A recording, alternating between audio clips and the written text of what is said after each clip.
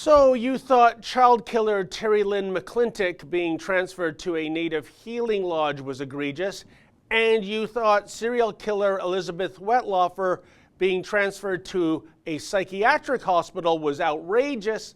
Well, just wait you hear about a child killer in the UK who's now suing the state because he thinks being incarcerated is unfair.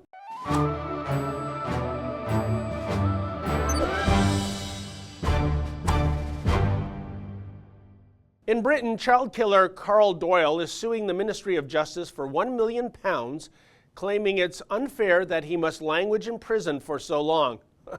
Here's the backstory, folks. In 1981, Doyle was 12 years old when he battered and strangled John Martin McLean, who was only 8. Doyle was convicted of murder, but was released in 1990, just 9 years after this heinous act. Alas, not only is Doyle a monster, he's also a moron.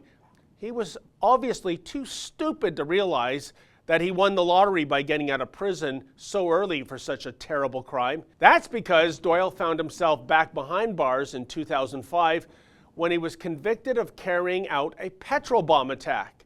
This time he received a prison sentence of 3 years and 4 months. Yet here we are in 2018, and guess what, folks? Doyle is thankfully still behind bars.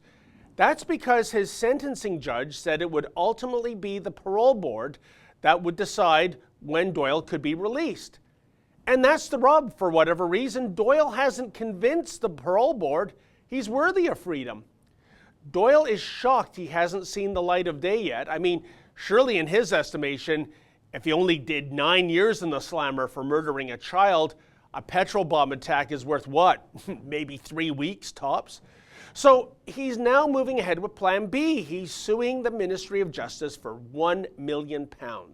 His statement of claim notes that his sentence is, quote, manifestly excessive and unjust, end quote. Wow, such entitlement.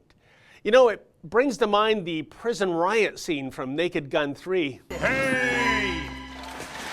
You call this slop? Real slop has got chunks of things in it. This is more like gruel. And this Chateau LeBlanc 68 is supposed to be served slightly chilled. This ain't room temperature. What do you think we are? Animals? As well, Doyle claims he's the victim of discrimination and has been attacked by Muslim extremists, so he's also claiming damages for injuries and suffering. Oh boy, bad move here, Mr. Doyle. Playing the Muslim extremist card will do you no favors in the UK today. That kind of runs contrary to that whole official multicultural mosaic narrative. In fact, you better watch your mouth. Just invoking the M word in a critical fashion could result in an additional prison sentence. In any event, I think it all boils down to this. Doyle might have a point that given the severity of his second crime, 13 years and counting is maybe a tad harsh. But maybe, just maybe, that for a change, this is all about the justice system course-correcting itself for a very bad decision it made back in 1990 when this thug was first released. After all, a mere 8-year sentence for killing a child is grotesque. And by committing another crime as a free man, it's obvious Doyle learned nothing while behind bars. So, in other words, keeping this reprobate indefinitely locked up is perhaps a measure of revenge or karma. And while the prison system is supposed to be all about rehabilitation these days, you want to know something, folks? Whenever I look at that photograph of John Martin McLean, the little boy who Doyle so viciously murdered some 37 years ago, I gotta admit, revenge works for me. For the Rebel.media, I'm David the Menzoid Menzies.